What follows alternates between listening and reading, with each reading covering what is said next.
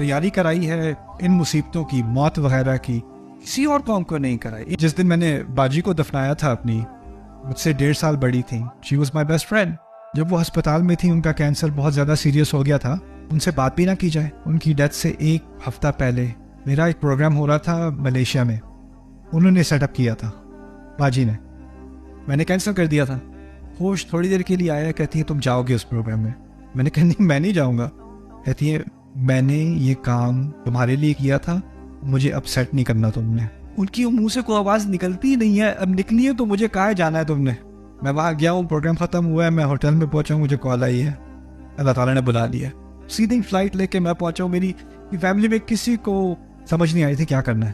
میں بات کا ذکر اس لیے کر رہا ہوں کہ جب میں نے ان کو دفنایا نا باجی کو، میرے ذہن میں بس ایک بات تھی. ہم ہسپتال میں تھے، ڈاکٹر ان کا خیال کرنے کی کوشش کر رہا ہے، میں کچھ کہہ رہا ہوں کچھ پی لیں، کچھ کھا لیں، کچھ پی لیں، کچھ کھا لیں. ماما کر رہی ہیں، پاپا کر رہے ہیں، بہن کر رہی ہے چھوٹی. لیکن اب جب میں ان کو زمین میں ڈال رہا ہوں تو کون ان کا خیال کر رہا ہے؟ میں ان کو انسان کی دیکھ بھال سے نکال کر اللہ کی دیکھ بھال میں ڈال رہا ہوں.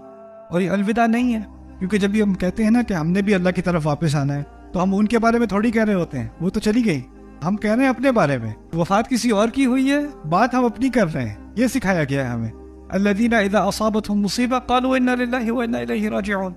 جس طریقے سے ہمیں اللہ تعالیٰ نے تیاری کرائی ہے ان مصیبتوں کی، موت وغیرہ کی، کسی اور قوم کو نہیں کرائی. جس دن میں نے باجی کو دفنایا تھا اپنی، مجھ سے 1.5 سال بڑی تھیں، she was my best friend.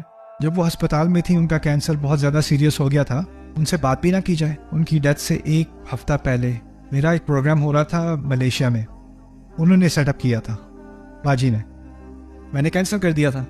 ہوش تھوڑی دیر کے لیے آیا، کہتی ہے تم جاؤ گے اس پروگرام میں. میں نے کہا نہیں، میں نہیں جاؤں گا. کہتی ہے میں نے یہ کام تمہارے لیے کیا تھا، مجھے اپسیٹ نہیں کرنا تم نے. ان کی منہ سے کوئی آواز نکلتی نہیں ہے. اب نکلی ہے تو مجھے کہاں جانا ہے تم نے. میں وہاں گیا ہوں، پروگرام ختم ہوا ہے، میں ہوٹل میں پہنچا ہوں، مجھے کال آئی ہے، اللہ تعالیٰ نے بلا لیا.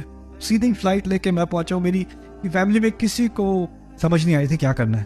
میں بات کا ذکر اس لیے کر رہا ہوں کہ جب میں نے ان کو دفنایا نا باجی کو، میرے ذہن میں بس ایک بات تھی. ہم ہسپتال میں تھے، ڈاکٹر ان کا خیال کرنے کی کوشش کر رہا ہے، میں کچھ کہہ رہا ہوں کچھ پی لیں، کچھ کھا لیں، کچھ پی لیں، کچھ کھا لیں. ماما کر رہی ہیں، پاپا کر رہے ہیں، بہن کر رہی ہے چھوٹی.